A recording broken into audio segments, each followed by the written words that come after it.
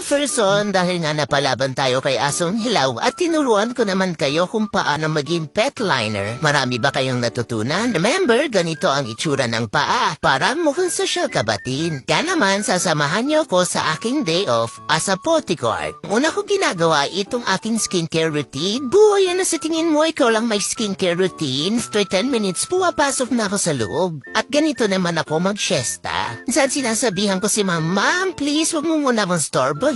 Papakita ko rin sa inyo ang aking bagong pedicure. Imo kasi ako kaya mahilig ako sa itim. Kung nagpapahinga ako, nanonood ako ng... Ay ma'am, nandiyan ka pala. Kamu kasi man, sorry. Ay, naku, wala talagang magawa. Pwede kong gawin mga person. What if awayin ko na lang si Kobe? Ano sa tingin niyo? Ikaw, anong sinasabi mo sa aking overcook ako? Sabi ka na talaga sa akin, Asong Hilaw. Oh, ma'am, si Kobe, oy, naaway ako.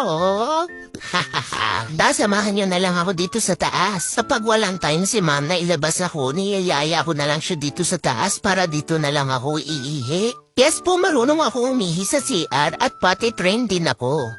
Sabi ni mami, sarado ko daw yung pinto para hindi daw ako nakikita kapag umiihi ako. Dahil babae daw ako. Ay, ano kayang pwede kong gawin sa buhay ko ngayon? Paano pa kayang gusto kong gawin? Dahil ready na ako sa mga mature rules, what is wani kaya ako sa Viva Max? Viva Max Bekenemen. Ma'am, ano yan? Bagong basahan ba yan? Tamang-tama, wala tayong basahan.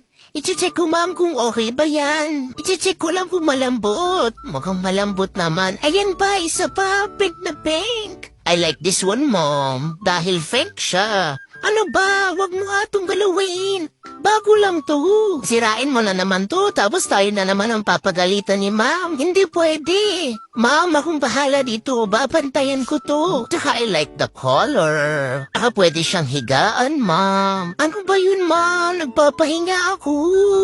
Ang gabi naman, minsan inaakit ako ni ma'am kaso masyadong masikip yung kama.